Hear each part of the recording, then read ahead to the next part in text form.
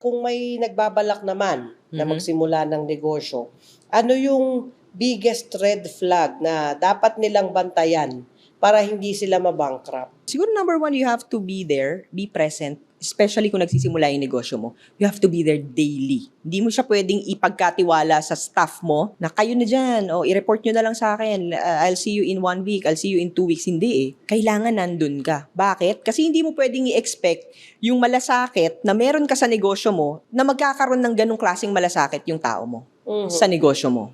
Hindi naman nila pera yun eh. Hindi nila pera yung pinundar nila para maitayo yung negosyo na yan. Number 2 na siguro gusto ko ding ma-highlight, no? Cash flow management. Ako, pag meron akong bagong idea, sobra akong excited na i-execute ko yan. Pero minsan, hindi natin nakikita, how do we actually manage the cash flow? San ka ba dapat naglalagay ng pera? Ng huge chunk ng capital mo? Is it really dun lang sa inventory mo lang ba? Dun lang ba sa pagbabayad ng rent? Minsan, makikita mo, merong isang negosyo, kumikita ng 500,000, pero ang overhead niya and everything niya, 450,000.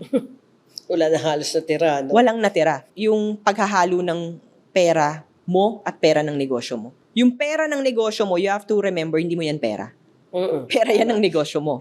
No? Hindi porket Oo. kumita, nakita, uy, wow, laki ng kita ng negosyo ko, kukuha ka, sige, mag-shopping muna ako, mag-aano muna ako. Siguro yun yung nagiging common mistakes ng mga newbie sa negosyo. No? Pag nakita na nila na meron ng income, okay na. Sige na. Parang mga one day millionaire. One day millionaire.